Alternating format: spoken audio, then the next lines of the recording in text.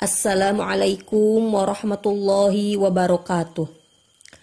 Alhamdulillahirabbil alamin wa bihi nasta'inu ala umuri dunya waddin wassalatu wassalamu ala asyrafil anbiya'i wal mursalin sayyidina Muhammadin wa ala alihi wa sahbihi ajma'in, amma ba'du. Rabbi shrah li sadri wa yassir li amri wa hlul 'uqdatam min lisani yafqahu qawli. Ya Fattahu ya Alim, ya Fattahu ya Alim, ya Fattahu ya Alim. Alhamdulillah wa syukurillah, kita masih diberikan kesehatan oleh Allah Subhanahu wa Ta'ala. Kita masih diberikan umur yang panjang sehingga kita bisa berkumpul kembali di grup ini untuk melanjutkan kajian kita yang rutin kita kaji setiap malam Jumat, yakni kajian kitab Al-Ibanah wal Ifadhah yang membahas tentang ilmu haid, nifas dan juga istihadhah. Untuk pertemuan kali ini kita akan bahas tentang sifat darah haid dan juga hukum warna kuning dan keruh apakah termasuk haid atau bukan. Ini kalau di kitabnya adalah di halaman 28. Bismillahirrahmanirrahim. Qala al-mu'allifu hafizahullah wa nafa'ana bi ulumihi fi daraini amin ya Allah ya rabbal alamin. Rabi'an sifatu damil haidi. Damul haidi ya'ti bi'iddati sifatin wahya as-sawadu wal humratu wasyukratu wasufratu wal qudratu wahya ma bainal asfari wal abyadi wa qad yakunu damu sakhinan wa qad yakunu natinan. Darah haid itu keluar dengan memperhitungkan beberapa sifat. Nah, yang diperhitungkan dalam darah haid itu sebenarnya secara garis besar ada 3. Pertama yang ditinjau adalah warna, yang kedua yang ditinjau adalah tekstur. Kalau tekstur itu kental, apa encer. Kemudian yang ketiga yang ditinjau adalah aroma, bau atau tidak berbau. Nah, pertama dari segi warna. Warna darah haid itu ada 5. Nah, ini akan saya sebutkan sudah berurutan dari yang terkuat ke yang terlemah. Yang pertama hitam, itu paling kuat. Yang kedua merah, kedua terkuat. Yang ketiga coklat, ini ketiga terkuat. Yang keempat kuning, ini udah yang makin bawah nih, ini yang keempat terkuat. Dan yang kelima keruh, ini udah pasti paling lemah. Nah, itu urutannya. Jadi yang paling kuat jelas itu hitam, dan yang paling lemah itu warna keruh. Nah, mengenai kuat warna darah ini, adanya kata kuat itu kalau memang dinisbatkan antara satu dengan yang lainnya. Hitam sama merah kuat mana? Ya kuat hitam. Kuning sama keruh kuat mana? Kuat keruh. Kalau coklat sama merah kuat mana? Kuat merah. Nah, begitu seterusnya. Jadi dinisbatkan dengan warna apa, itulah yang lebih kuat gitu. Jadi gak bisa kita putuskan, oh merah itu lemah. Gak bisa. Merah itu lemah kalau dibandingkan dengan hitam. Ya kalau dibandingkan dengan coklat, dengan kuning, dengan keruh, merah itu kuat. Nah, begitu. Itu pertama, warna darah itu ada 5 yang barusan saya sebutkan. Kemudian warna keruh itu yang seperti apa sih? Nah, pertanyaannya. Wahwa ma baina asfar wa abyad. Keruh itu warnanya pokoknya antara kuning sama putih. Ya kayak putih tulang lah begitu. Nah, itu warna keruh. Kalau ada cairan warna keruh, nah itu masih masuk kategori warna darah. Wa qad yakunu sakhinan. Nah, ini kok kategori yang kedua. Tadi barusan ditinjau dari masalah warna. Yang kedua ditinjau dari segi tekstur. Nah, terkadang darah itu kental. Wa qad yakunu natinan. Dan yang ketiga ditinjau dari segi aroma. Terkadang darah itu bau. Dan memang ada juga yang tidak berbau. Yang kental ada juga yang encer. Kalau kental dengan encer mana yang kuat? Ya yang kental. Kalau bau sama yang tidak berbau mana yang kuat? Yang kuat adalah yang berbau. Nah, pentingnya kita mengetahui sifat dari darah ini adalah ini untuk memudahkan kita untuk menentukan mana haid dan mana istihadhah kalau keluar darah lebih dari 15 hari. Makanya penting dicatat ketika keluar darah. Kalau keluar darah itu mulai catat dari dari mulai tanggalnya, kemudian catat waktunya, jamnya. Yang dicatat adalah jam ketika melihat darah, tidak perlu dikira-kirakan oh keluarnya tadi jam berapa ya terasanya. Nah, bukan dari mulai terasanya, tapi ketika mengecek melihat ada darah jam berapa, itu dicatat. Berarti itu permulaan keluar darahnya. Dan dicatatlah sifatnya. Misalkan keluar darah jam 6 pagi di tanggal 16 Februari. Dicatat warnanya, misalkan hitam, kental, berbau. Nah, itu lebih baik, lebih bagus kalau dicatat ketiga sifat dari darahnya. Tapi bagaimana kalau mencatat 3 sifat, kan rasanya sulit, ribet. Masa iya setiap keluar darah mesti dicium baunya, aromanya, apakah ini berbau atau tidak? Nah, maka dari itu kita bisa mengambil pendapat yang lain. Ada pendapat ulama yang mengatakan darah itu ditinjau hanya dari segi warnanya saja. Jadi cukup kalau mau kita catat ya catat hitam, merah gitu, catat warnanya. Nah, siapa ulama yang berpendapat seperti ini? Beliau adalah Imam Haramain dan Imam Ghazali. Dan ini memang yang lebih mudah untuk dipraktekkan. Sebenarnya keluar darah warna apapun dan sifatnya bagaimanapun, selama keluar darahnya tidak lebih dari 15 hari itu dihukumi haid semua. Misalkan keluar darah 5 hari hitam, kemudian 5 hari merah, kemudian 5 hari kuning. Itu berarti haidnya 15 hari. Semuanya dihukumi haid, berikut merah dan juga kuningnya. Atau keluar darah merah 2 hari, keluar darah kuning 2 hari, yaitu berarti haidnya 4 hari. Ya, ini gabungan dari warna yang merah sama kuningnya. Nah, warna darah atau sifat darah baru dijadikan patokan sebagai haid, yang kuat sebagai haid dan yang lemah sebagai istihadah itu kalau keluar darah lebih dari 15 hari.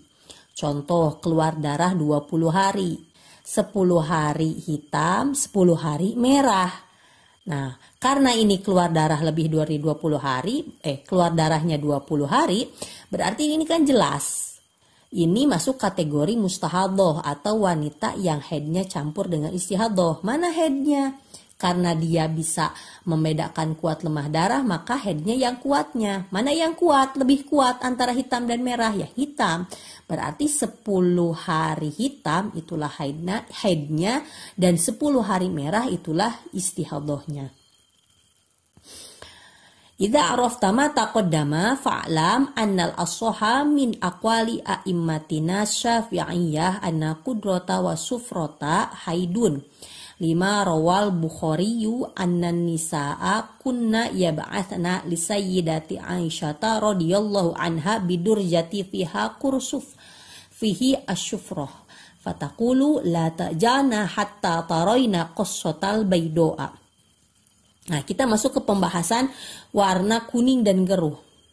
Setelah kita mengetahui nih warna darah yang 5 tadi, ketahuilah bahwa sesungguhnya pendapat yang asoh, pendapat yang lebih soheh di dalam madhab Syafi'i itu hukum kuning dan geruh adalah haid. Nah, ini dasarnya apa? Dalilnya apa? Ada hadisnya. Ini berdasarkan hadis riwayat Bukhari, yang mana diriwayatkan para wanita mengutus kepada Sayyidah Aisyah sebuah kain yang di dalamnya ada kapas yang ada cairan kuningnya. Nah, maksudnya mengirimkan benda tersebut untuk apa? Ya untuk ditanyakan ini hukumnya bagaimana, hukum cairan kuning ini. Apakah ini haid atau bukan? Apakah sudah harus mandi wajib atau belum? Nah, kemudian Siti Aisyah berkata, la ta'jana hatta taroina qassatal baydoa. Jangan terburu-buru untuk mandi wajib sampai melihat kapas yang berwarna putih. Maksudnya bahwa kuning itu masih haid, makanya jangan dulu mandi wajib. Nanti mandi wajibnya kalau sudah melihat cairan putih. Cairan putih ini memang pertanda sudah suci. Tapi sebenarnya tidak harus putih ya, bisa putih, bisa bening, atau bisa tidak ada cairan sama sekali. Kalau masih ada bekas warna darah yang 5 tadi, di antara salah satu yang 5 tadi, termasuk kuning atau keruh, maka itu dihukumi masih haid sehingga jangan dulu mandi wajib. Mandi wajibnya nanti, nunggu suci atau bersih. Nunggu ngelihat ketika dicek itu kapasnya ada cairan bening atau ada cairan putih atau gak ada cairan sama sekali, kapasnya kering. Nah, ini pendapat yang asoh. Jadi kalau menurut kaul asoh dalam madhab Syafi'i, sama hukum kuning keruh itu dengan warna darah yang lain. Pokoknya kalau misalkan sebelumnya sudah ada masa suci 15 hari 15 malam atau lebih, kemudian keluar si kuning atau si keruh ini mencapai 24 jam atau lebih, kemudian dia waktu keluarnya tidak melewati masa maksimal haid, tidak melewati 15 hari 15 malam, ya berarti itu hukumnya haid. Kalau tidak memenuhi syarat tersebut, ya berarti bukan haid. Jadi sama seperti warna darah yang lain. Warna darah yang lain pun kan disyaratkan seperti itu. Sebelumnya harus ada suci dulu 15 hari 15 malam atau lebih, harus memenuhi minimal 24 jam, dan tidak boleh melebihi 15 hari 15 malam. Gitu. Tapi ini ada kaul muqabil asohnya. Ini ada di catatan kakinya pendapat muqabil asoh. Jadi intinya sebenarnya kuning dan keruh ini intinya ikhtilaf atau ada perbedaan pendapat di antara para ulama madhab Syafi'i. Dan ikhtilafnya ini kalau dibagi secara garis besar ya, sebenarnya ikhtilafnya banyak, cuma untuk mempermudah kita untuk belajar dan mengamalkan, kita bagi secara garis besar bahwa ikhtilafnya ada dua, ada kaul asoh, ada muqabil asoh. Menurut kaul asoh kuning keruh itu haid, menurut muqabil asoh kuning dan keruh itu bukan haid. Nah, apakah ada dasarnya muqabil asoh mengatakan kuning dan keruh ini bukan haid? Oh jelas, ada dasarnya, ada hadisnya. Hadisnya ini adalah karena ada ucapan dari Ummu Atiyah yang mengatakan kunna lan na'udus as-sufrata wa qudrata syai'an. Atau pada redaksi di kitab lain, di kitab Al-Muhadzab, redaksinya seperti ini, kunna lan na'udu as-sufrata wa qudrata ba'da gusli syai'an. Ada tambahan kata ba'da gusli. Nah, berdasarkan hadis dari Ummu Atiyah ini, sehingga para ulama berpendapat, para ulama yang mengambil pendapat muqabil asoh ini berpendapat bahwa kuning dan keruh ini bukanlah haid. Karena Ummu Atiyah mengatakan bahwa kami tidak memperhitungkan warna kuning dan warna keruh setelah mandi wajib sebagai sesuatu. Maksudnya sebagai sesuatu ini sebagai haid. Pokoknya kuning dan keruh kalau habis mandi wajib bukan haid gitu. Nah, lalu bagaimana kita sebagai wanita dalam bersikap? Pendapat mana nih yang harus diambil? Ya, kalau mau mengambil pendapat sebenarnya ambillah pendapat kaul asoh yang lebih kuat. Memang etika dalam bermadhab, kalau selama kita bisa ngambil kaul asoh, ya ambil kaul asoh. Jadi keluar kuning dan keruh itu hukuminya haid. Tapi ini gimana kalau saya ngambil pendapat kuning dan keruh itu haid, itu berat rasanya. Loh, beratnya kenapa? Ya iya kan, kalau kuning dan keruh dihukumi haid, saya sering mandi wajib kalau keluar kuning, kalau keluar kuning dikit-dikit gitu. Misal gini nih, dia udah haid nih 7 hari misalkan. Kemudian hari ke-8 keluar kuning sedikit. Karena mengambil pendapat kaul asoh dihukumi haid. Kemudian setelah keluar kuning dicek berhenti, ya berarti harus mandi wajib lagi karena kuningnya ini dihukumi haid. Berarti mandi wajib lagi. Esoknya keluar lagi kuning, lalu berhenti lagi. Berarti harus mandi wajib lagi. Begitu seterusnya. Sehingga istilahnya ini akan menjadi hal yang memberatkan untuk wanita. Apalagi ditambah kalau memang dia punya kebiasaan keputihan warnanya kuning. Nah, kalau dia punya kebiasaan keputihan warnanya kuning, dia awalnya udah memilih kaul asoh, menghukumi kuning dan keruh ini adalah haid. Ternyata keluar kuningnya lebih dari 15 hari. Ya kan, kalau keluar darah lebih dari 15 hari kan ujung-ujungnya masuk hukum mustahadah. Nanti akan dibagi mana haidnya, mana istihadahnya. Sedangkan warna kuning ya warna lemah. Kalau dinisbatkan ke warna merah dan hitam, jelas kuning adalah warna lemah yang nanti akan dihukum istihadahnya. Misalkan nih si wanita mengambil pendapat kaul asoh hukum kuning dan keruh. Jadi dia ambil pendapat kuning keruh itu haid. Ketika keluar darah 7 hari warna hitam, bersambung hari ke-8-nya itu warna kuning. Dia tetap gak sholat karena kuning juga hukumnya haid. Hari ke-9 juga masih keluar kuning, dia gak sholat karena ngambil pendapat kaul asoh. Hari ke-10 juga keluar kuning terus, ternyata keluar kuningnya ini berhenti di hari ke-20. Nah, karena keluar darahnya lebih dari 15 hari, ini kan 20 hari, berarti masuk ke hukum mustahadah. maka dikembalikan ke tamyiz atau darah kuat dan darah lemahnya. Darah kuat sebagai haid dan darah lemah sebagai istihadhah. Yang kuat kan hitam sama kuning ya jelas kuat hitam. Berarti 7 hari hitam itu haidnya dan 13 hari kuning itulah istihadhahnya. Sementara dia tadi gak sholat, tinggalin sholat, ya berarti wajib diqadha. Nah ini masyakoh untuk wanita karena tahu gitu ya udah ambil pendapat kuning dan keruh bukan haid saja sehingga dia tetap sholat dan dia gak perlu nantinya untuk mengqadha sholat. Nah ini masyakatnya di sini. Nah untuk jalan tengah untuk memudahkan kita kaum wanita untuk prakteknya kita padukan kedua hadis ini. Jadi begini. Kalau misalkan kita melihat kuning dan keruh itu masih dalam lingkup adat kita, itu hukumi haid. Misalkan nih, kita itu biasanya kalau haid suka 7 hari.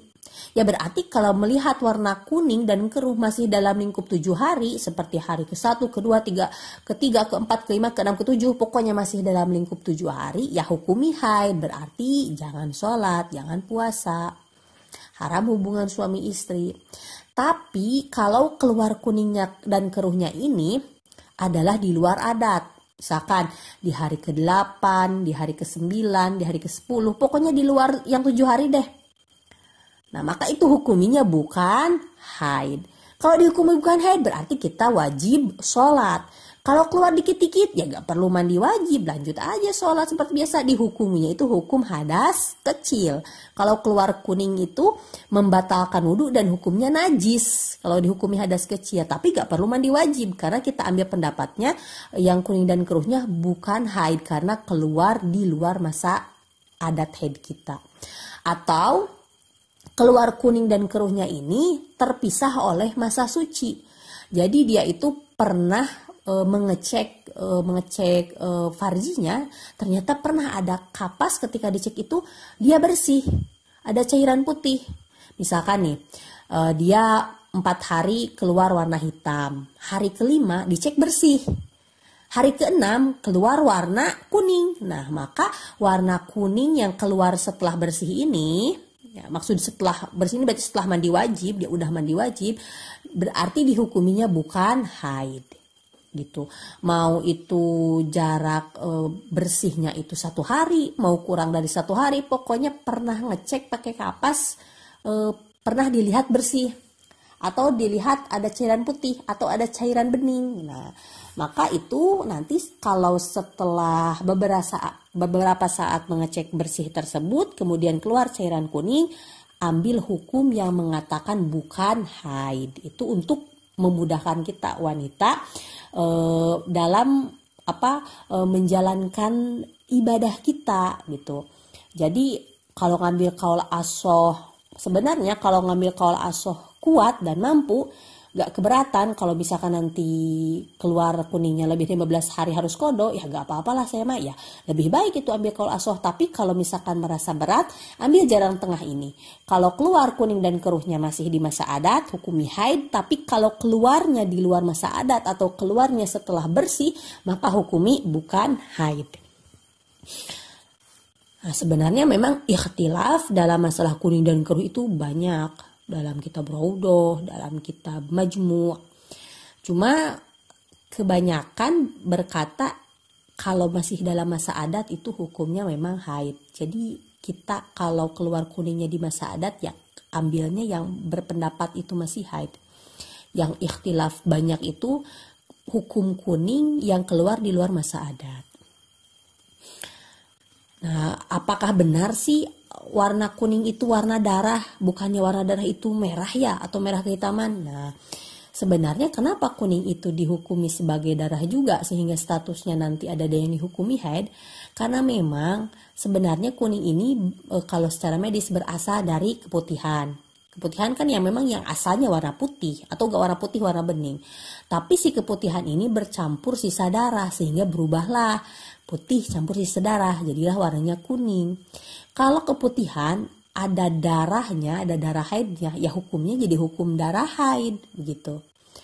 Tapi masalahnya keputihan yang berwarna kuning ini atau yang berwarna keruh ini tidak semuanya warna kuningnya tersebut berasal dari sisa darah.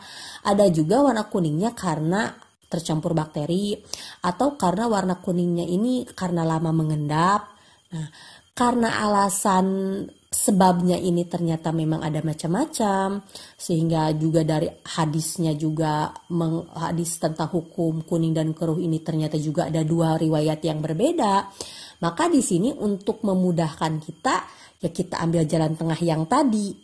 Kalau misalkan kuning dan keruh ini keluar di masa adat, yaitu haid. Karena kemungkinan besar loh itu keputihan yang bercampur darah, karena keluarnya kan di masa adat haid kita. Keluarnya barengan dengan keluar darah haid. Nah, kemudian ketika keluar di luar masa adat atau keluar setelah mandi wajib, setelah suci, itu hukumnya bukan haid. Karena kan tadi udah beres haidnya. Maka bisa jadi kemungkinan besar ini keputihannya warna kuningnya ini bukan bercampur darah, jadi gak dihukumi haid karena ini warna kuningnya berasal dari bakteri misalnya, karena memang dia punya kebiasaan keputihan warna kuning, atau karena memang keputihannya ini lama mengendap sehingga yang darinya putih menjadi kuning gitu. Kalau bercampur darah ini kan jauh dari masa adat, atau misalkan ini setelah masa adat, rasa-rasanya kalau tercampur sisa darah ini kemungkinannya kecil. Nah begitu. Jadi dengan adanya memisahkan pendapat ini, kita ambil dua pendapat tapi kita pisahkan. Kalau keluar di masa adat itu hukumnya haid. Kalau keluar kuning dan keruhnya di luar masa adat atau setelah mandi wajib, dalam artian setelah pernah mengecek suci, maka ini dihukumi bukan haid. Itulah yang dapat saya sampaikan untuk kesempatan kali ini. Mohon maaf apabila ada kekurangan dan apabila ada kesalahan, mohon untuk diluruskan dan juga dikoreksi. Oh iya, ada tambahan sedikit. Kenapa kuning dan keruh ini dikatakan masyakoh? Ini yang paling masyakoh nih. Kalau di bulan puasa, kalau bulan puasa keluar kuning, kita ambil pendapat yang asoh yang hukumi haid. Itu maka kodos saum kita, kalau puasa kita itu akan banyak. Tapi kan kalau dihukumi bukan haid, kita tetap menjalankan puasa seperti biasa. Nah ini poin yang terberatnya sih, selain dari tadi bakal sering mandi wajib. Nah sekian untuk kesempatan kali ini, untuk penjelasan mengenai warna darah dan sifat darah, juga penjelasan tentang hukum warna kuning dan keruh. Semoga apa yang disampaikan bermanfaat dan juga mudah dimengerti. Apabila ada kesalahan mohon untuk dikoreksi. Hadanallahu wa iyyakum ajma'in. Wabillahi taufiq wal hidayah. Wassalamualaikum warahmatullahi wabarakatuh.